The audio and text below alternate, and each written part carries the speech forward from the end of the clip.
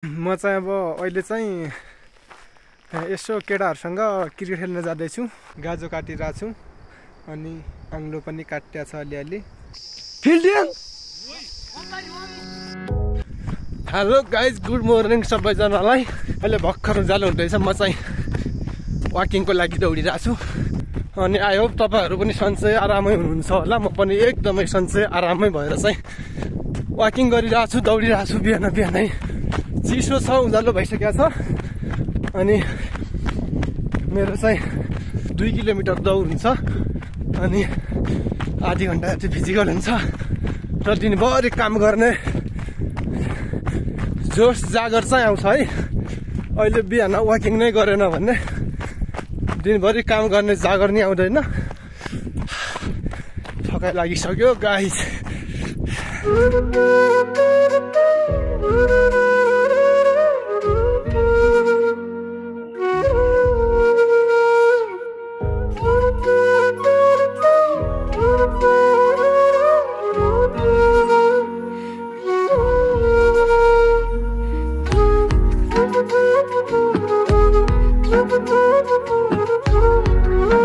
उता सूर्य आइसकेको छ। हामी चाहिँ अब उज्यालो भइसक्यो माथितिर। यो चाहिँ हाम्रो फेभरेट लोकेसन हो, दगुरेर आउने अनि पछि यहाँ चाहिँ फिजिकल गर्ने हाम्रो लोकेसन हो। त्यो माथि उता घाम आइसक्यो, माथि लेकको टुप्पाबाट एकछिनमा तल पनि झर्छ होला। अब हाम्रो चाहिँ आधी घन्टा जति हामीले यहाँ गरिसक्यौँ होइन, के गर्नुपर्ने हो। अनि अब चाहिँ हामी यहाँदेखि निस्किँदैछौँ अनि यहाँ भर्ती चाहिँ यहाँ बसिरहेछ।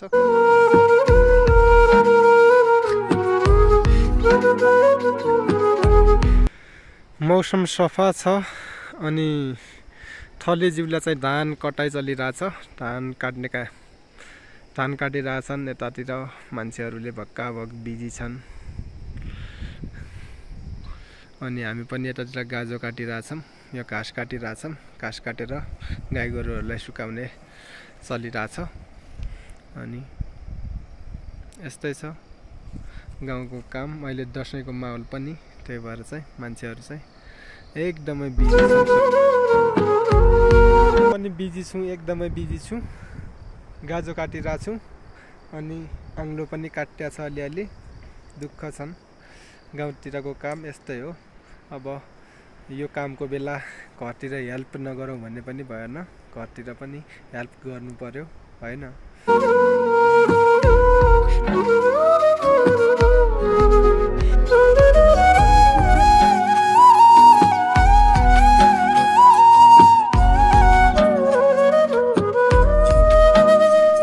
म चाहिँ अहिले दिउँसोको नास्ता खाँदै है गाइस, बिहानको भात फ्राई गरेर।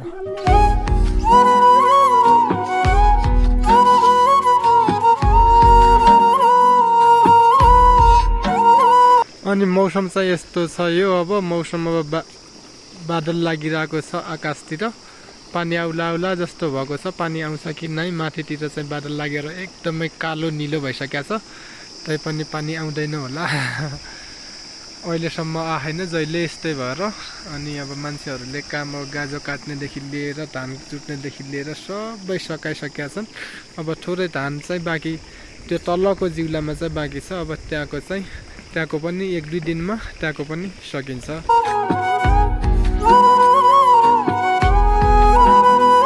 चाहिँ अब अहिले चाहिँ यसो केटाहरूसँग क्रिकेट खेल्न जाँदैछु पर फिल्डतिर। अब बेलुकाको 4 बजिसकेको छ अनि अब अहिले 1-2 घन्टा चाहिँ क्रिकेट ट्राई गरिन्छ है त। केटाहरू पनि बाहिरतिरबाट दसैँको बेला भएर सबै केटाहरू गाउँतिर आउनु भएको छ अनि पछि धेरैसँग भेटघाट पनि भएको छैन। त्यही भएर भेटघाट पनि हुन्छ र थोरै टाइम स्पेन्ड पनि हुन्छ केटाहरूसँग घर आएको बेला। त्यही भएर चाहिँ म चाहिँ जाँदैछु गेम खेल्न फिल्डतिर है त।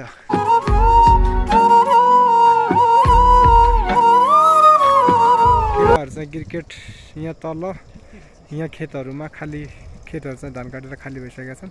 यहाँ चाहिँ केटाहरू खेल्दै रहेछन्। म चाहिँ जाँदैछु यहीँ। अब त्यहीँ जाँदैछु है त।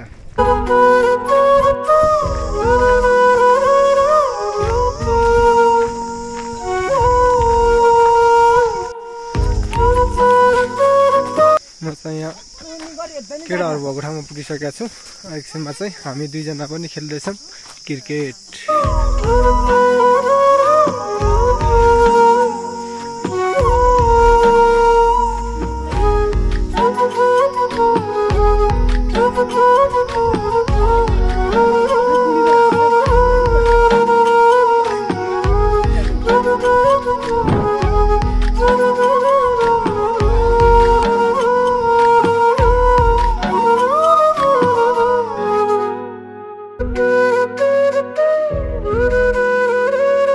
हामीहरूले चाहिँ क्रिकेट खेलेर सकाइसक्यौँ है गाइज। अब चाहिँ घरतिर जाने तयारी हुँदैछ।